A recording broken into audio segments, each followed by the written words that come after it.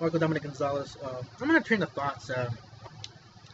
Um, I'm just gonna rock and roll with these. I already made these into long documentaries, so everything that I'm talking about again, I've made into very long documentaries. I'm just covering a couple of things on the Jerry's Deli thing. I can make 50 videos on the Jerry's Deli between April. I mean, I've made long documentaries. And I talked about the Tom Donilon lookalike that tried to create false accusation against me to get me fired, and that kind of thing.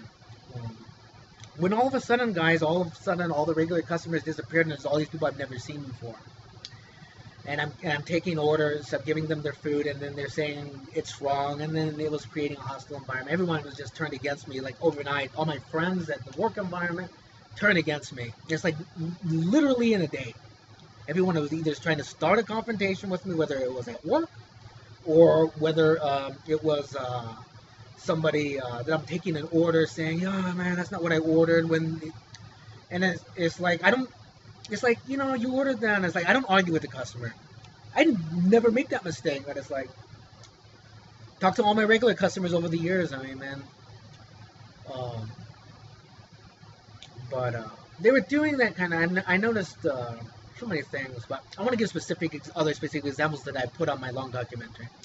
There's a lady that looked like my grandmother Odelia, same hair, same long, and they sat on the runway. The runway's in the back of the restaurant, in a long table, and the lady told me. She told me, "We are gonna make you crazy.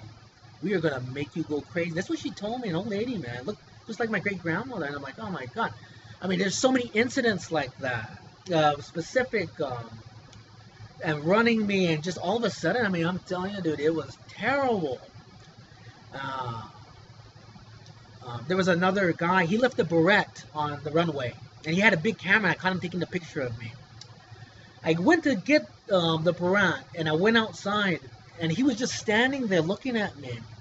A Mini Cooper backed up and almost hit me. I barely stopped to not get hit. And then I gave him the bread and just smiled, and it's like almost got me. So it's like they were trying to injure me. I would say that it was backing up.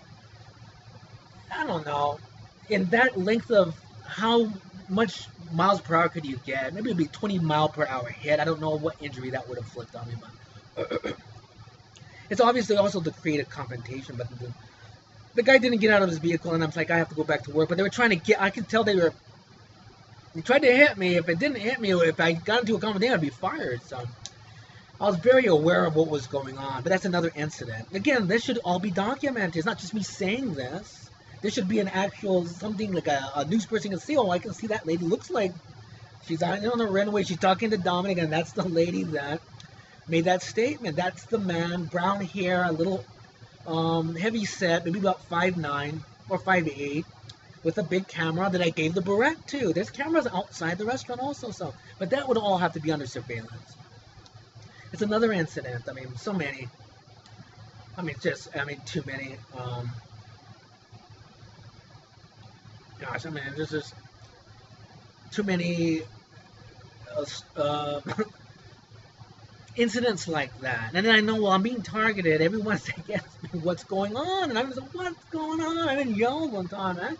What's going on? What is going on here? Just freaking, it's like either, my gosh, I was like, I can't believe it. It's like, even now, it's like, you don't know what to laugh or cry about it, because how could the government orchestrate this? Are they going to a class? I could tell even my my money was calculated to exactly to pay my rent and to eat. I didn't make more or less money. I could pay my rent and I could eat, and that's it.